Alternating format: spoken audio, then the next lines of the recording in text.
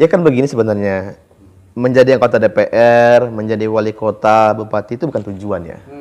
Itu semua alat perjuangan. Alat perjuangan mewujudkan cita-cita kita. Apa cita-cita kita?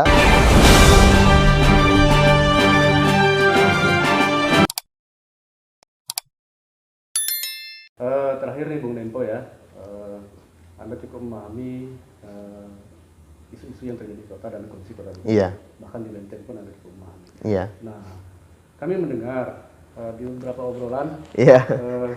ternyata ada kelompok masyarakat mendorong Anda untuk maju di Benteng atau di Kota Bengkulu. Iya. Untuk maju pada kontestasi Pilbub dan bahkan Pilwakot. Iya. Bagaimana Anda? Ya kan begini sebenarnya, menjadi anggota DPR, menjadi wali kota, bupati itu bukan tujuan ya. Itu semua alat perjuangan. Alat perjuangan mewujudkan cita-cita kita. Apa cita-cita kita? Ketika kuliah dulu, saya ingat betul, dulu para senior bilang apa? Kita ingin memperjuangkan yang namanya tegaknya keadilan sosial. Pertama, kesetaraan sosial. Walaupun ini kesan kiri-kirian kan, kan begitu.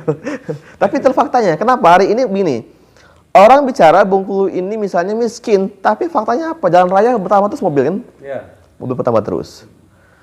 Tapi yang miskin meningkat. Kenapa? Yang kaya semakin kaya, yang miskin semakin anjlok. Kenapa? Ada sistem yang tidak berpihak pada kesetaraan sosial. Kan begitu. Misalnya begini tadi.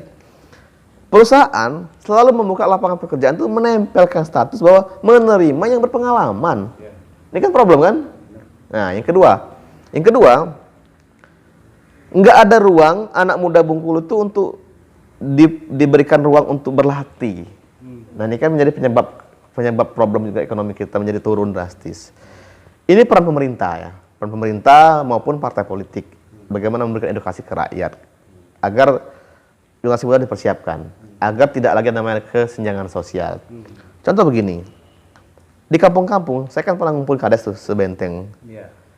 Itu problemnya. Kalau soal pemilihan bupati itu gampang lah bagi mereka kan, siapapun oke, nggak masalah. Tapi kan apa yang diberikan ke rakyat hari ini? Kalau cuma janji-janji politik itu semuanya oke lah kan, nggak ada sih visi misi nggak bagus kan. Saya meyakini bahwa semua visi misi calon kepala daerah itu bagus semua, nggak ada yang bagus. Tinggal mampu nggak dia menerjemahkan visi misi itu menjadi aksi lapangan. Yang kedua, paham nggak dia dengan visi misi tersebut? Jangan-jangan bukan yang bikin, mungkin konsultan yang bikin kan gitu kan.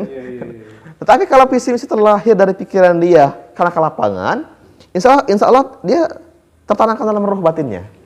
Tapi kalau visi misi itu karena dibuat oleh konsultan, ya nggak paham dia kan begitu kan. Contoh begini saja, contoh.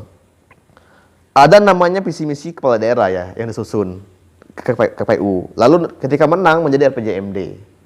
Kalau sudah ada RPJMD, ngapain lagi Musrembang? Kan begitu, ngapain lagi Musrembang? Toh sebenarnya kan harusnya visi misi yang dibuat itu menjangkau kemauan rakyat. Dari dia dicalonkan sampai 5 tahun. Artinya dia paham betul kan kemauan rakyat. Lalu ngapain lagi ada Musrembang? Berarti tidak perlu Musrembang. Tidak perlu Musrembang, harusnya kan begitu kan. Musrembang itu apa? Musyawarah pembangunan daerah. Ke musyawarah lagi, kan sudah ada nih. Tadi itu bertingkat prosesnya. Kan sudah ada.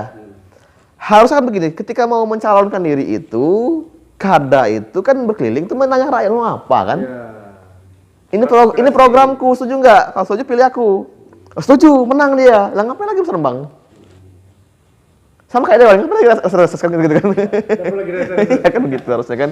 Ini kan problem sistematika. Tahapannya Iya kan? itu. Iya kan? Jadi agak lucu kan? Lah kalau kita masih ada Musrembang tahunan, ngapain ada program RPJM pemerintah? Ngapain ada reses begitu? Ngapain ada reses kan begitu kan? Tapi ya mungkin ada yang belum terakomodir. Iya. Kalau dewan kan fungsinya pengawalan. Bagaimana mengawal kehendak rakyat itu kan begitu. Nah, kembali tadi soal ada yang menanyakan, benar nggak sih saya diminta nyalon? Sampai hari ini saya katakan saya belum ada minat nyalon kepada daerah. Belum ada minat. Baik wali kota maupun bupati. Pertama begini ya, ini bukan eranya bicara politik. Ya, rakyat tuh nggak butuh bicara politik hari ini. Rakyat tuh butuh makan hari ini. Iya, rakyat tuh butuh pekerjaan hari ini kan. Rakyat tuh butuh berpihakan. Contoh nih, BBM Bengkulu tertinggi loh hari ini. Kan begitu kan? Ini yang perlu publik ketahui. BBM kita tertinggi hari ini kan, lapangan pekerja kita sempit, pelatihan tidak ada anggaran pelatihan dari pemerintah.